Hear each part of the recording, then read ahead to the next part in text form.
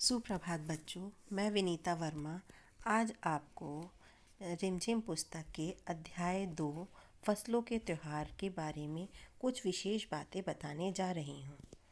यह अध्याय फसलों का त्योहार, इसमें विशेषतः एक मकर संक्रांति त्योहार के बारे में बताया गया है, जिसको कि हम खिचड़ी भी कह सकते हैं।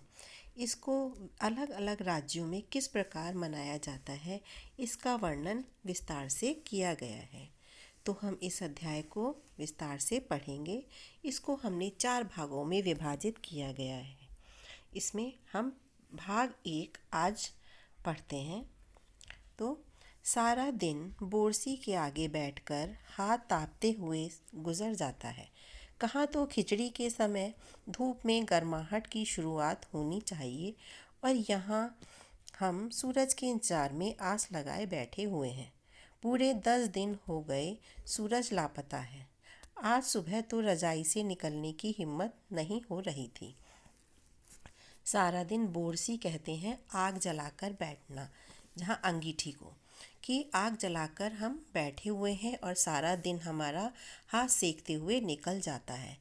कहाँ तो कहते हैं खिचड़ी के समय पर थोड़ा सा गर्माहट शुरू हो जाती है, लेकिन यहाँ तो 10 दिन सूरज निकले हुए हो गए हैं, सूरज की कोई किरण भी दिखाई नहीं दी है और आज तो हमें रज़ाई से बिस्तर से निकलने का मन भी नहीं कर रहा है।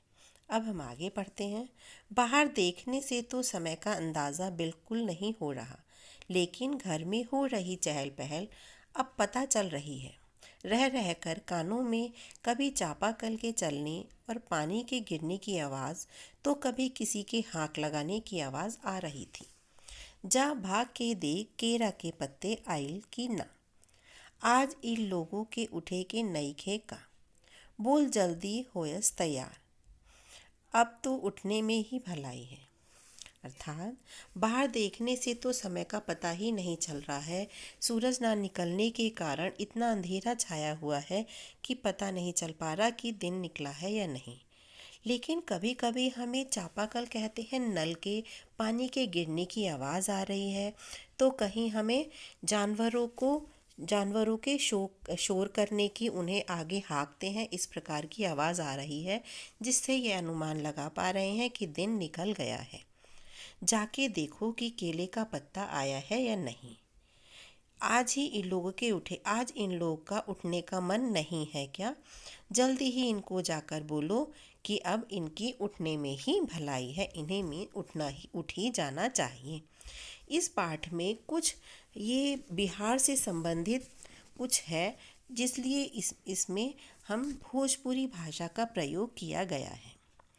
नहा धोकर हम सभी एक कमरे में इकट्ठा हुए। दादा और चाचा ने क्या सफ़ेद चकाचक माड़ लगी धोती और कुर्ता पहना हुआ है। खिचड़ी में ऐसन ठाठ हमने पहले कब्बो न देख, नी सारा दे कनकना देता। पापा ने कहा शायद आज धोती में उन्हें ठंड कुछ ज़्यादा लग रही है। अर्थात नहा धोकर सब एक कमरे में इकट्ठा हो जाते हैं। दादा और चाचा ने बहुत सफ़ेद एक मांड कहते हैं, कलफ लगी हुई धोती और कुर्ता पहना हुआ है और खिचड़ी का ऐसा ठाट कि ऐसा जो नवाबी है, ये हमने पहले कभी नहीं देखी है। और पापा कहते हैं कि आज मुझे इस धोती और कुर्ता में सर्दी ज़्यादा लग रही है। सामने मचिया पर खादी की सफ़ेद साड़ी पहने हुए दादी बैठी थी। आज दादी ने अपने बाल धोए हैं, झक सफ़ेद सेमल की रुई जैसे हल्के फुल्के बाल।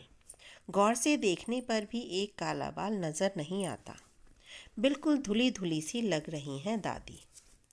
सामने मचिया कहते हैं चारपाई पर दादी जी बैठी हुई हैं, जिन्होंने की बिल्कुल खादी की सफ़ेद साड़ी पहनी हुई है। उन्होंने आज अपने बाल भी धोए हुए हैं और बाल उनके सेमल की रुई के समान प्रतीत हो रहे हैं। जैसे कि सेमल की रुई होती है हल्की फुल्की, ऐसे उनके बाल दिखाई दे रहे हैं और बिल्कुल वो धुली धुली सी दिखाई दे रही हैं। उनका एक भी काला बाल नज़र नहीं आ रहा है। उनके सामने केले के कुछ पत्ते कतार में रखे हैं, जिस पर तिल, मीठा, चावल आदि के छोटे छोटे ढेर पड़े हुए हैं। हमें बारी बारी से उन सभी चीज़ों को छूने और प्रणाम करने के लिए कहा गया। जब सबने ऐसा कर लिया तो उन सभी चीज़ों को एक जगह इकट्ठा करके दान दे दिया गया। उनके सामने केले के कुछ पत्ते पड़े हुए हैं, कतार कहते हैं, लाइन में रखे हुए हैं, जिस पर की पूजा के लिए तिल, मीठा यानी गुड़, चावल आदि के छोटे छोटे सी ढेरी टाइप में ढेर लगे हुए हैं, जगह जगह इकट्ठा करे हुए रखे हुए हैं। और उन्हें सबको अलग अलग बारी बारी से एक एक करके सबको छूना है और प्रणाम करना है। जब ऐसा सब कर लेते हैं तो उन्हें सबको एक साथ इकट्ठा करके एकत्रित करके दान में दे दिया जाता है। यह हमारा दूसरा अध्याय का पहला भाग पूरा हो जाता है। इससे संबंधित जो भी आपका कार्य रहेगा वो आपको अपनी नोटबुक में भली भांति सुंदर लेख में लिखना है। इस वीडियो को और इसकी पीडीएफ को, चैप्टर की और एनिमेशन को आप ध्यानपूर्वक सुनेंगे और देखेंगे, तब ध्यानपूर्वक अपना कार्य करेंगे। धन्यवाद।